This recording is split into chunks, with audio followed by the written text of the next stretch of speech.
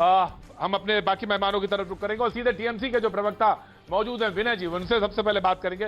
विनय जी, इन्होंने एक बात कही खासतौर से दिलीप घोष जी ने, और मैं खड़गपुर के इलाकों में भी घूम रहा था, तब भी वहां भी बात आ रही थी, तमाम सारी बातें थी, और उन्होंने ये बात कही कि हमने खासतौर से ये मजबूर किया टीएमसी को, ममता बनर्जी को, कि वो हमारी पिच पर आए और हमारी पिच पर खेलें आके। यानी बात ये थी कि वो मुद्दे जो खासतौर से तुष्टीकरण के थे, अपीजमेंट के थे, यानी आप खासतौर से मुस्लिम वोटर्स की तरफ वो इशारा कर रहे थे कि उनकी तरफ ज्यादा झुकाव रखते थे या झुकाव था, उसके लिए हमने मजबूर कर दिया कि आप मंच पर आए और चंडी पाठ करें। विनय जी, आपका कमेंट।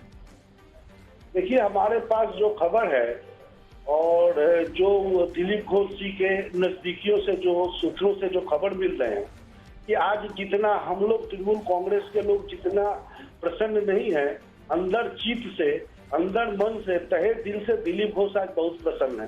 कारण यह है कि दिलीप घोष को जो स्पेस इस चुनाव के दौरान मिलना चाहिए था, जो एक्सपेक्टेशन उनकी थी, वह भारतीय जनता पार्टी के पक्ष से उनको वह स्थान इस चुनाव में नहीं मिला।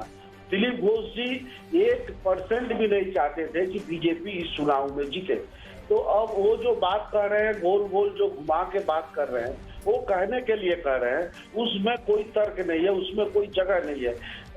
ममता बनर्जी तो बहुत ही कद्दावर नेता है, जो हमारे वहाँ तृणमूल कांग्रेस के जो प्रार्थी है और भारतीय जनता पार्टी। मैं ये जानना चाहता हूँ, आखिर ये बात क्यों कह रहे हैं कि वो दिलीप घोष जी खुश नहीं है? नहीं, विनय जी, ये बात आप क्यों कह रहे हैं? विनय जी, विनय जी, विनय जी, विनय जी, विनय जी, विनय जी, बीजेपी के प्रेसिडेंट हैं वो, और आप ये बात क्यों कह रहे हैं? जानना जरूरी है कि वो दिलीप जी खुश नहीं थे। वो इस बात को अपने नजदीकियों में उन्होंने व्यक्त किया है कई दिनों से कि जो क्या तृणमूल के तरफ से जो लोग भारतीय जनता पार्टी में प्रवेश किए हैं पिछले कई महीनों के दौरान या 1-2 साल के दौरान, जिनको भाजपा चोर कहती थी, जिनको भाजपा करप्ट कहती थी, जिसको जब भाजपा कहती थी कि भाग मुकुल भाग, उनको गले का आभूषण बनाया और दिलीप घोष को, जो पुराने नेता है, उनको पीछे ढकेल दिया। हम लोगों से ज्यादा खुश आज दिलीप घोष है।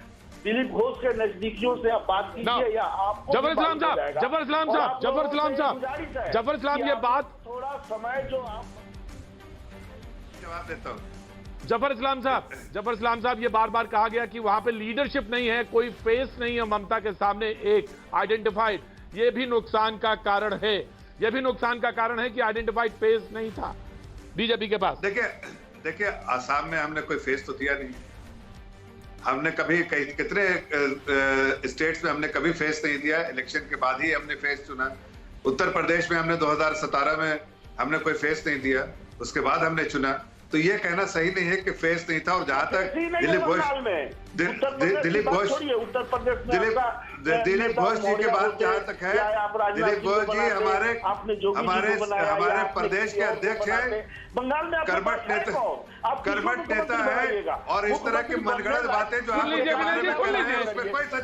सुन लीजिए, अरे सुन लीजिए, मैं आप मनगढ़ंत बात आप कह सकते हैं, आप कुछ भी कह दीजिए, लेकिन हकीकत ये है कि वो हमारे कर्मठ नेता है। हमने लड़ाई लड़ी है और 3 सीटों से लेके आज जहां अभी भी आप दिख रहे हैं 84 सीट, वो भी उनकी मेहनत का असर है। ये आप जो समझ रहे हैं 3 सीट 2016 में, आज हमारे पास। प्रीति के पास जाना चाहूंगा, अशोक जी के पास आऊं उससे पहले मैं प्रीति के पास जाना चाहूंगा। प्रीति रघुनंदन, एक बार टैली पे, एक बार 5 राज्यों की टैली पे रोशनी, फिर अशोक वानखेड़े जी से पूछेंगे कि कितना नुकसान हुआ कि बीजेपी ने कोई आइडेंटिफाइड फेस नहीं था, इससे बंगाल में खासतौर से उसकी पॉलिटिक्स में क्या नुकसान था। प्रीति रघुनंदन, पहले आंकड़ों पे एक नजर। प्रतीक, पश्चिम बंगाल में इस वक्त जो तस्वीर सामने आ रही है, टीएमसी 203 के साथ रुझानों में आगे बढ़ती हुई और बीजेपी चुनौती जो एग्जिट पोल में देती हुई दिख रही थी, उस आंकड़े से बेहद दूर 84 के आंकड़ों के साथ आगे रुझानों में दिख रही है। कांग्रेस प्लस लेफ्ट और प्लस एसएफ, जिस तरह से कोशिश की जा रही थी कि कुछ होगा इनका, लेकिन यहाँ पर पर रुझानों में कोई पिक्चर नहीं दिख रही है, सिर्फ 2 सीटें और अन्य के खाते में 3। वहीं अगर आइए हम पुदुचेरी का आंकड़ा देख लेते हैं, कांग्रेस प्लस 4 और बीजेपी के पास यहां भी खुशी का मौका 8 और अन्य के पास कोई खाता नहीं है। तमिलनाडु 234 सीटों, एआईएडीएमके को एक तगड़ा झटका यहां पर लगा है 91 सीटों के साथ और साथ ही साथ डीएमके के पास 192 सीटें। वहीं असम का आंकड़ा बीजेपी वापसी कर रही है, ये कहा जा रहा है कि मोदी मैजिक असम में चल गया है और साथ ही साथ जो एक कहा जा रहा था कि महिला वोटरों में असम में खास तौर पर प्रधानमंत्री की एक गहरी छाप है और उस छाप का असर भी इन वोटों में रुझानों के जरिए दिख रहा है। तो असल पिक्चर और साफ होगी, क्या ये आंकड़े बहुत ज्यादा बदलते हैं? पश्चिम बंगाल पर खास निगाह रहेगी, साथ ही बाकी 4 विधानसभा राज्यों पर भी हम लगातार डेटा आपको देते रहेंगे। प्रतीक और बाकी पैनलिस्ट हमारे साथ जुड़े हुए हैं, एक ब्रेक हम ले रहे हैं, लगातार